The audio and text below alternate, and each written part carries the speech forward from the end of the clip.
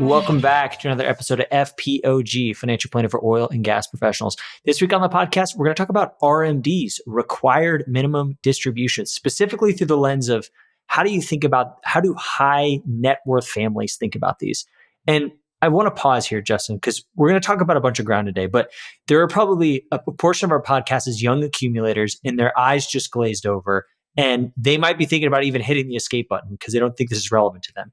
I think it's important before we even start talking about RMDs to remind, high income, young accumulator millennials that RMDs do in fact matter to you, because understanding these are going to help with your lifetime tax rate, right?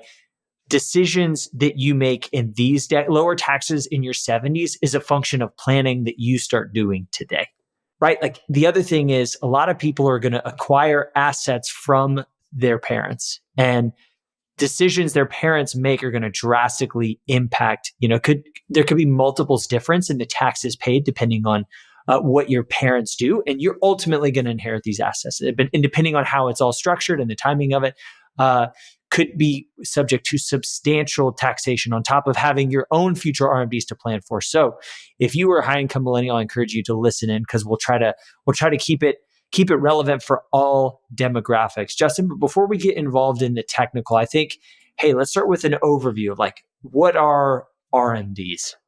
Required minimum distributions. So distributions from a pre-tax retirement account. Theoretically, this could come into play with inherited Roth accounts, but we'll get into that later. When you think about RMDs, just think it's a distribution that you have to take. You're obligated. You're required to take it each year once you reach a certain age from your pre-tax retirement accounts, usually an IRA with some exclusions on 401k, 403b. Awesome. So how do they work mechanically, right? Because I think one of the things we should dispel is a lot of things in America's tax code are a function of, there's usually inflation adjustments. Like for IRA contributions, for 401k contributions, for tax rates, there's usually an inflationary bump. Is that the same with RMDs? Do you have to just take an inflationary amount more, whenever they start and in subsequent years? So your required minimum distribution is calculated. Everyone has to calculate their RMD on the exact same IRS divisor table. And so you can go to the IRS website, look at their RMD table, and it's going to break out by age what your divisor is. And so a kind of helpful shortcut way to think about this is if you're in year one of taking a required minimum distribution, and that's been kind of a big change over the past year or two. RMDs used to be age 70 and a half. And then they got bumped to age 72. And then more recently, they were bumped to age 73 or 74. And so if you want to know, I myself am 77 years old, or if you have a parent who is 77 years old, you can go to the IRS website, look at the divisor table, and you're going to see at age 74, here's the divisor. At age 88, here's the divisor. At age 103, here's the divisor. But I mentioned the shortcut. Your first year of RMDs, you're taking pretty close to 4% of the account balance of your total IRAs. So make sure, no confusion there. You don't calculate this on one IRA account. This is all of your IRA accounts. So if you have 3 different IRAs, you need to know the balance of all 3 of them. And the balance that you use to calculate this is the ending balance on December 31st of the year prior. And so that's going to give you the number. Your divisor comes out to about 4% in year one, closer to 5% around age 80. You get closer to 6-7% in your 90s.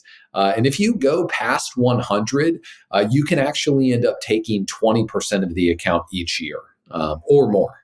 So the divisors do get really big. You end up distributing more, a higher percentage of the IRA each year as you get older. That's exactly right. And to put dollar terms in this makes a huge difference. And a lot of people don't think that far out. But if you have a $5 million IRA at age 70, and you take a portion of that. Let me do just some quick math here. We'll keep the math simple, and if you take 4% of that $5 million IRA, that is $200,000. So it's a substantial amount of income. The problem is if you haven't depleted that account and it continues to grow, which seemingly a good thing, if you live to age 90, at age 90, you are required to take 8% of that account, right? So nearly double. And so that's income of $400,000. And if you are a surviving spouse at that point, you are no longer married filing jointly. You are a single filer, right? So you might be in the highest marginal tax bracket as a 90-year-old if you don't manage this. So creates substantially different tax outcomes. So Justin, you mentioned something that's really important, talking about, hey, like what's like the divisor table, like so when does that mean you start taking distribution? So you mentioned a bunch of different numbers. Does everybody kind of take it at the same time, the earliest, the latest time? Can you take distributions before then? Great question. So, there's a bunch of different rules that we should touch on with that question. Now, first of all, there's a lot of planning that needs to go in to RMDs let's just focus on the word R. It's required. So what this means is when you work, let's say you're at Chevron and you've got your compensation package. So guess what? You're going to file your tax return probably in the next 2 months. We're recording this in late January. And your tax return's, pretty set. You've got your compensation package at Chevron. It is what it is. You're going to pay tax on your salary, your bonus, and equity compensation. And then any investment tax that happened throughout the year. Well, when you retire, you get total freedom on what your tax return looks like. You get to decide, do I want to take from sources that charge income tax? When I take from them, do I want to take from accounts that only charge capital gains? And so you have so much more freedom when you stop working in terms of how do you structure your tax return. You get to decide what your taxable income is and what that looks like. But then you hit age 73 or age 74 if you're younger. And that's going to be your very first RMD. So that first letter R, required. So once you hit 73 or 74, you are kind of back in that mode that you used to be while you were working, in the sense that, hey, your tax situation is decided already. There's not wiggle room here. You are taking a giant distribution. And so, I think the first thing to focus on is before you get to that age, you need to be mindful of what should your target IRA balance be. And Jared, I think the first thing to point out there is if you retire at age 59 and let's say you've got $4 million between 401k pension. And so now you've got $4 million in an IRA, but then you have a couple million in taxable brokerage assets. And if your mindset is, well, the IRA is a tax sheltered account, it has tax advantages, so I want to let that grow, that may not be in your best interests, because if you're 59, well, you've got 15 years, 14 years to let this run. If it just grows at a 5 or 6% rate, it's going to double. You're going to have $8 million in a pre-tax account. So now you could be looking at $400,000 a year once you hit RMD age, as guaranteed you have to take that income. And so the first thing is it should influence the way you organize your balance sheet decades before you get to RMD age. And it should play a huge role. It should have a lot of influence in how you decumulate your portfolio. And so when you think about what income should I live off of? Well, I've got this IRA, I've got this brokerage account, I've got this cash account in treasuries, and I have, a Roth IRA as well. You need to be really mindful of which accounts should you take from first, second, and third in retirement, because that's going to determine your lifetime tax rate. I've only halfway answered your question, but let's pause there. What things should we kind of highlight and what things should we move on toward? No, I think that's hugely important, right? You're kind of, so you could take it, to reiterate, you could take it at 73 or 74, depending on your age. So younger people are going to qualify for that 74, younger or older are going to probably be in the 73 mark. That makes sense. So what you're talking about is really just pre-RMD planning, right? Hey, I'm going to have a bucket of money that I have to draw down on. How do I start planning for that now? Because I think tax deferral is such a, sounds so sleek, right? Like something you're taking advantage of. You're gaming the system almost, is taking advantage of a tax deferred account. But what you're talking about with these RMDs is it can become a tax liability, right? Because Uncle Sam wants to make sure that they get paid on it. So they're going to increase the distribution rate over time. And if you just deferred taxes infinitely and not thought about, hey, eventually the bill's going to come due, whether it's to me or the people inheriting the account, which we'll talk about here in a little bit. But, being able to defer taxes is a great thing, but maybe not the ultimate thing, right? And that's why I think the idea you and I talk about lifetime tax rate matters substantially, right? Like if you're in a low income tax year, could be a great opportunity to pull some income taxes forward. And what that'll do, if you pull assets from an IRA, that'll increase your taxable income this year, but it'll reduce, the IRA balance in future years. So you're doing, the 90-year-old version of yourself a solid by, reducing their future RMD. So I think, there is a lot you can do beginning today to just begin to identify, hey, what is my lifetime tax rate? And a lot of people misunderstand how RMDs work and just how seismic they can become, and how the tax deferral can come to bite you if you're not careful. Not to go total fearmonger tax wise here, but I will. The other thing to consider is if you head into retirement as a married couple, it's likely that you're going to be in a situation and you just don't really know, is this going to be a 2-year window or a 20-year window where one spouse outlives the other? And so if you're not mindful of total IRA balances, what can get really tricky is, well, okay, a $5 million IRA balance, it can be manageable. I mean, you could theoretically head into retirement with that balance. And as long as you do some critical annual planning, you can be okay with that giant balance. But man, if that grows to 6 or 7 million and then one spouse passes away, and now the surviving spouse is filing a single tax return, much higher tax brackets with that same RMD, that can be a big factor. And so I think the simplest way to convey, planning when you're in your 50s and 60s, Michael Kitces, uses the term, you should try to find your equilibrium tax rate. Try to find that sweet spot of, hey, when you're working, taxes are super high. When you retire, really easy for taxes to go to almost nothing. But your goal should never be to pay no tax in a single year. Well, for most of our listeners, that should not be a goal of yours, right? The goal is not to pay no tax in a single year, because for most of our listeners, if you do that for a few years, you're signing yourself up for way higher taxes 10 years later. And so you want to kind of find the optimal equilibrium tax rate where, let's say you're retired at 62 to 68 years old and you could have no taxes whatsoever. You're not even taking Social Security yet. Those are years where you want to do things like harvest capital gains. You want to do partial Roth conversions at ultra low tax rates. Roth conversions are emphatically more powerful long term if they can be done at 0%, 10%, 12%. And probably some at 22, 24, but man, they are so much more powerful at 10% and 12% than they are at 24%, 32%. And so kind of taking those really low income years in retirement, filling them up with Roth conversions, capital gains, and then thinking through getting a little more hands-on with how you locate assets in your portfolio, where you're taking income from.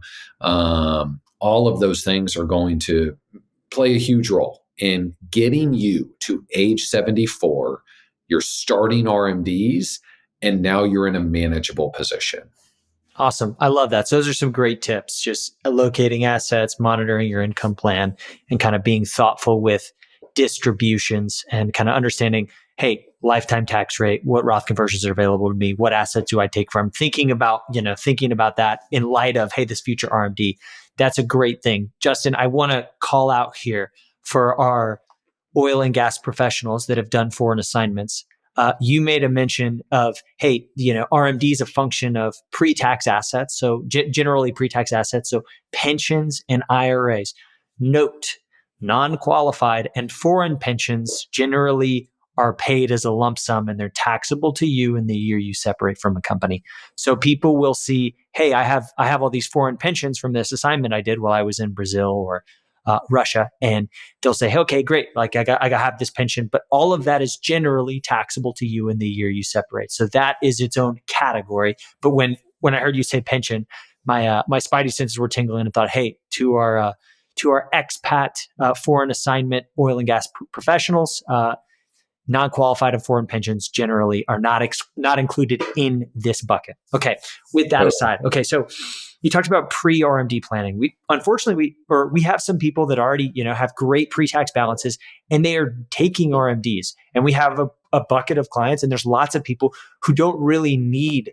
They might not have known about all these strategies, or they might not have started listening to the podcast, and they're already taking distributions of maybe way more than they need because of how much in pre-tax assets they have. Is there anything that somebody can do currently in RMD season to kind of manage the tax or kind of plan around that? Okay, you're in RMD age, you're in the actual year where you've got to take them. A few things that you need to know. First, this rule governs how RMDs are decided. Whatever comes out of your account first is the RMD. And so what I mean by that is you've got an IRA balance and you could do qualified charitable distributions. We'll talk about that in a second. You might already have monthly automated withdrawals because you're 74, you might be retired, living off of your portfolio. And so it's important to know whatever comes out of your account first counts toward your RMD. Now, let's go on to number 2, qualified charitable distributions. So those two are going to really be related. A qualified charitable distribution is a distribution from your IRA that goes directly to charity. If you are charitably inclined and you plan on supporting whether church, local church, or charities of your choice, you need to have this on your radar. It's a tremendous way to organize your charitable giving. I mean, you really get to have your cake and eat it too. Jared, do you want to do a 30-second overview of what a QCD is, or do you want me to? You got the momentum and you're fired up, man. You got it. I love it. Let's keep the momentum rolling. So qualified charitable distribution, QCD, here's how it differs from a normal charitable gift. So a normal charitable gift, we've talked about this before. Hopefully you're gifting stock that's appreciated a bunch instead of cash. Maybe you're using a donor advice fund, bunching multiple years into one. But the reason why you need to bunch multiple years into one is because right now we have a big standard deduction. And so if you're not giving, in addition to property tax, mortgage interest, if those itemized deduction numbers are not way above $28,000 a year, you're not even getting credit for charitable giving. And so when you are giving to charity in a normal non-QCD fashion before age 74, you really need to be careful to even make sure that you're getting any tax credit for your gift. But a QCD makes it way easier, because a QCD is you take money in your IRA, send it directly to a charity of your choice. And that suffices for the RMD. That counts toward your required minimum distribution. So you're checking that box, but you're also lowering your taxable income right there. And here's where it gets interesting. You could actually do a QCD and just still take the standard deduction, because you're already getting a significant tax benefit by not realizing your RMD is taxable income. And so when you think about RMDs, you either need to take the distribution and be taxed on it, or you need to take a qualified charitable distribution and give it to charity. I mentioned my first 2 points are related. Here's why. If you're taking, let's just say you're taking, $12,000 a month from your IRA, and your required minimum distribution is $100,000. Well, in month 9, you're going to pass $100,000.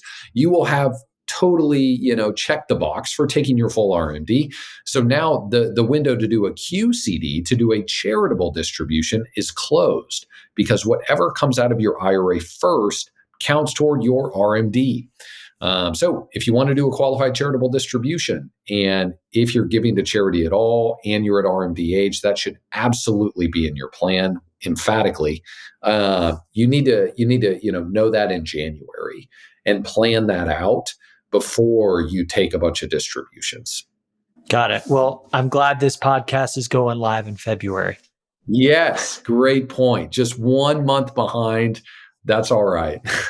Got it. But by doing this QCD, you kind of front load accelerate your gifting, reduce your taxable income, and then having that lower income tax year could be a good time to maybe realize some more income or accelerate some income or do some rebalancing as necessary. So qualified charitable distributions sound like a great way, another tool in the tool belt, if you will, if you're already in RMD mode and they're getting out of hand, maybe relative to what you need to take from the account for distributions. Justin, before we hopped on, you were also talking about something related to variable annuities, and I know you've spent more time in the life insurance annuities sales route, so I'm not even going to pretend to understand all the nuances there.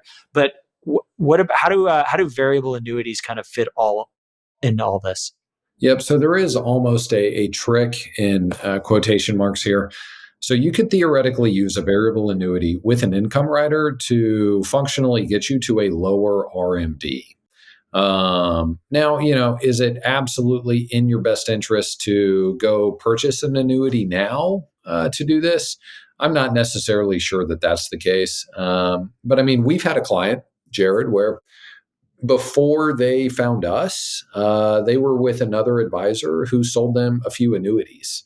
And so what we did is, we looked at each policy individually, mapped out, okay, what really is in your best interest? Should you exchange these into something else? Should you just transfer these out of an annuity? And we had to really map it out against its surrender schedule to avoid excessive fees on the way out. And that's usually the tension with annuities. Typically, they just are really high fee. It's good to know that Vanguard and Fidelity have very low cost annuities. And so if you have an old annuity that you purchased 20 years ago, that should be on your horizon to review the policy, see if it makes sense to do an exchange, avoid taxation, do an exchange to a Fidelity or Vanguard annuity with significantly lower fees.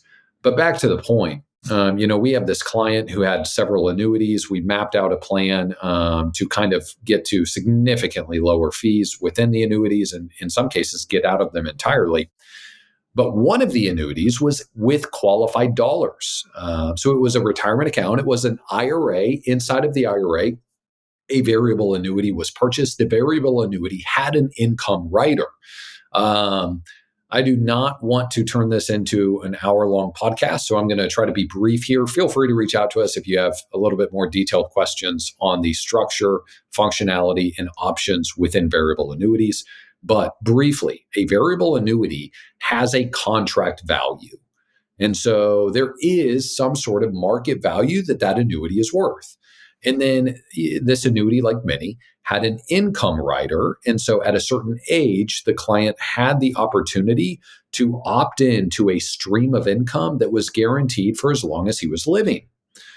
Now, let's play this out. So he opts into the income rider. He now has a guaranteed source of income that he's receiving these distributions, the same amount every year for the rest of his life. And he's paying a fee for that income rider. But the reason he's doing that is because that guarantees that he gets that income, even if the annuity becomes worthless. And so over time, that actually is what will happen. So the annuity has significant fees, and he's now taking annual checks from it. So he's taking income from it. So every year, the annuity is paying the internal fees in the policy, and it's sending him income. So the result of this is 10 years in, the actual account balance is very low. So the account balance is just eroding every year. But it doesn't really matter because it's really used as an income annuity. He's got an income rider. So even though the account balance is just dwindling really close to zero, he's going to get the same income check every year for as long as he lives. So why is that relevant with RMDs? Well, in his situation, he also had a large, significant IRA. And so with his variable annuity, with an income rider, he turns on the income rider. He's taking income. And like I mentioned, 5 years, 10 years, 15 years later, that annuity is going to become worth much, much less. But his income amount stays the exact same. Go back to the first 5 minutes of the podcast. We mentioned even if you have 2 or 3 IRAs, you've got to calculate the balance on December 31st of the prior year every single year to determine your total RMD.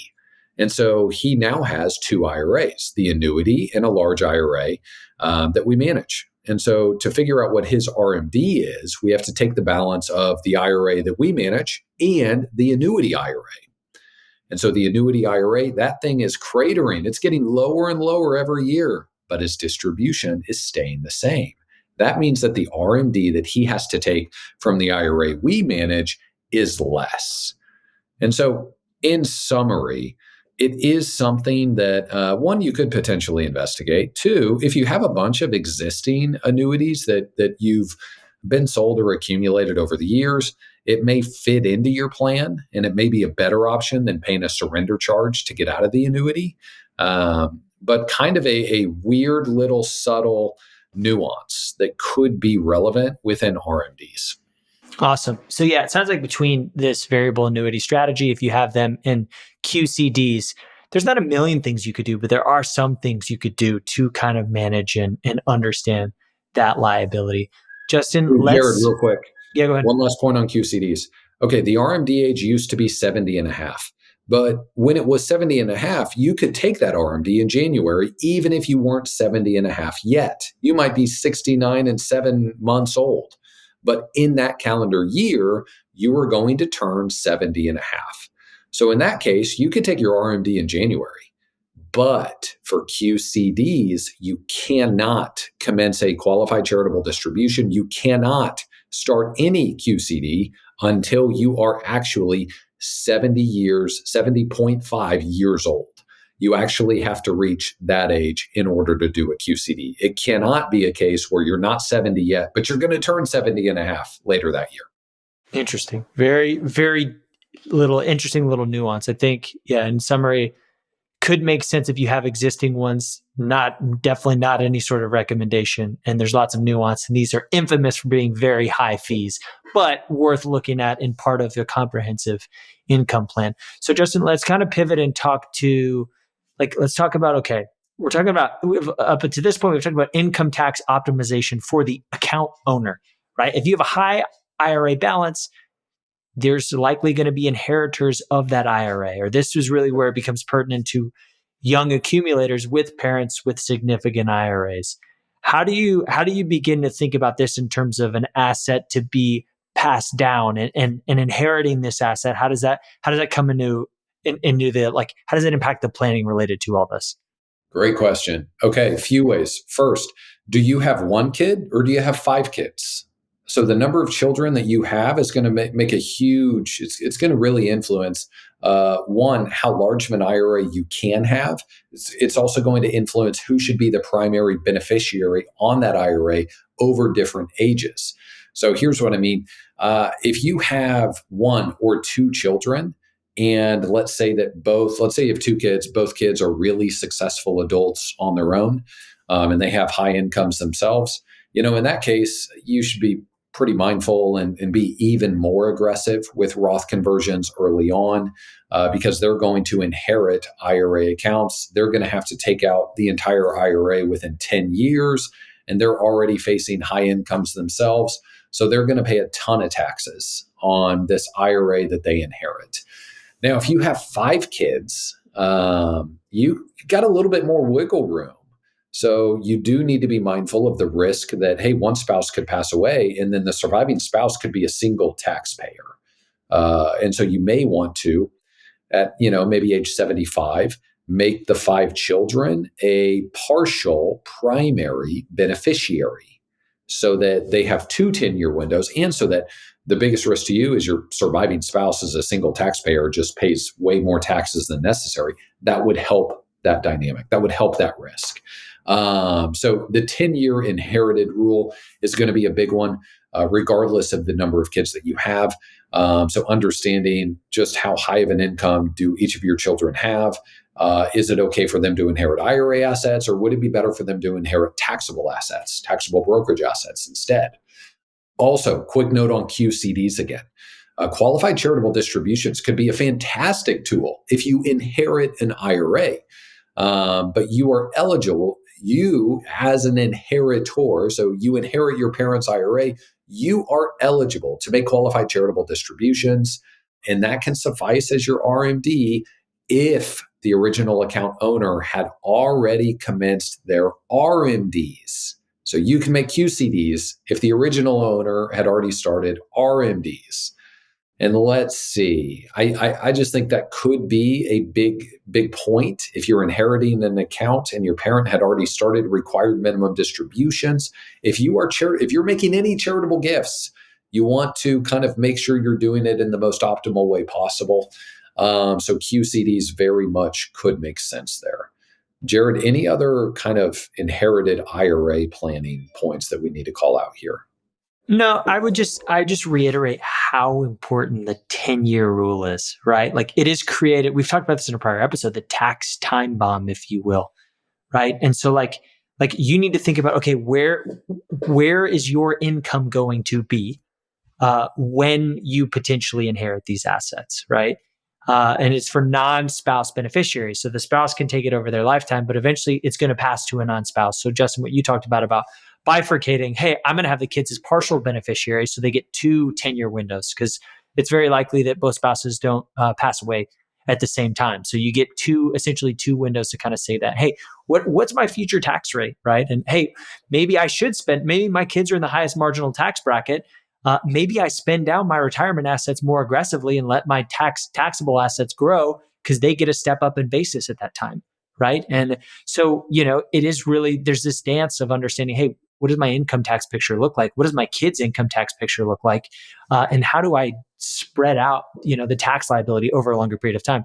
I guess one of the big cheats for managing inherited RMDs is having a large family or having more descendants, right? Because the further you split that pie, the less tax burden it is on one inheritor. And Jared, it's just amazing. Whenever you dive into the weeds of a lifetime tax rate, you think about mapping out retirement income, just basic financial planning done at an excellent level.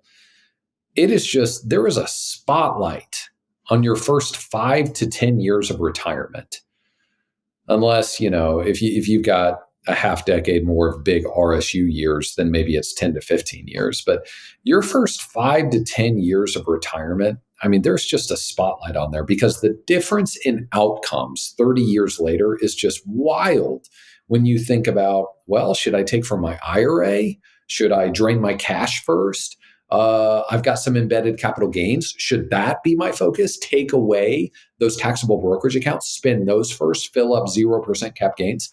So your strategy between, do I spend my IRA? Do I spend my brokerage accounts? Do I do Roth conversions? Or do I try to harvest 0% capital gains? Or do I do family gifting?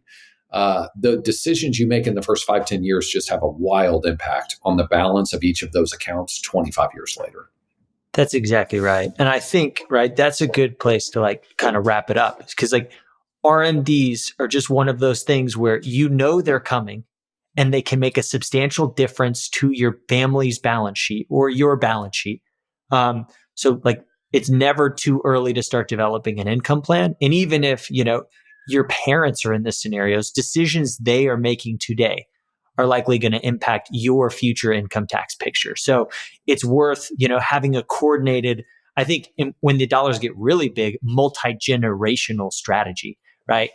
Thinking through all of this. But we would love to hear kind of your thoughts or questions about required minimum distributions and how they might impact you or your situation. Also love just hearing from our listeners in general. Notice the number of listeners is ticking up. So we appreciate you following along. And if you have any ideas or questions for future episodes, podcast@brownleewealthmanagement.com. Thanks. We'll see you next time.